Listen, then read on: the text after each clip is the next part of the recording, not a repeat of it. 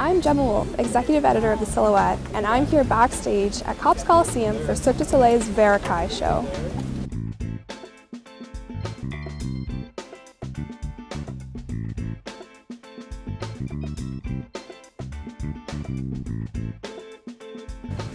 I'm here with Stephen Bishop, one of the clowns from Cirque du Soleil's Verikai show, and we have a couple fun questions for him today. So Stephen, where are you from? I was born in Australia. Okay. And what's your act like? What do you do in the show?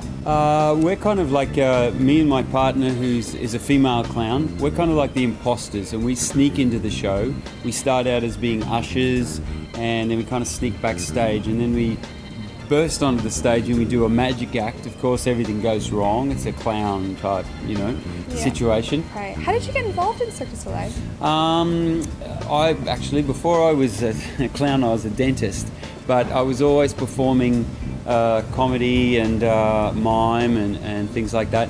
And I think in the year 2000, I was performing in the Las Vegas Ventriloquist Convention, and a friend of mine was working with Cirque, and he encouraged me to send in a videotape. So I did, and then the Cirque du Soleil casting team came to Australia. They called me up, and so I did the audition, and they said, "Yep, we'd like you to come on a show." Okay. Is this your first Cirque show? Yeah.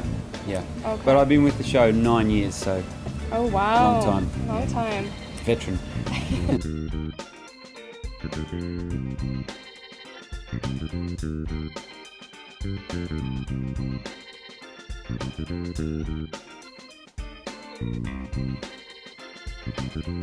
So we're here behind the scenes of Cirque du Soleil's Verikai show in Hamilton with Tanya Jacobs, the head of wardrobe.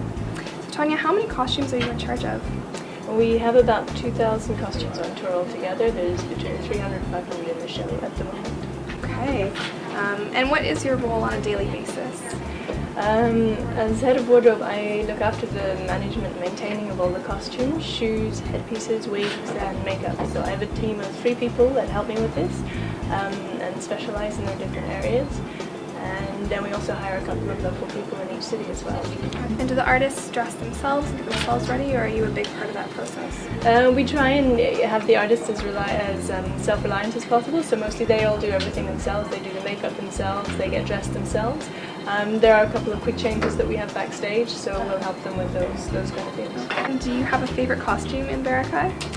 No, they're all my favorites. They all go together really well. They're all really different and unusual, but you kind of have to see them together, and they all create these different personalities and characters on the stage, and you can't really isolate one of them. They all kind of form this kind of society of creatures. So yeah, not one of them. Okay, thanks for joining us, Tanya. You're welcome.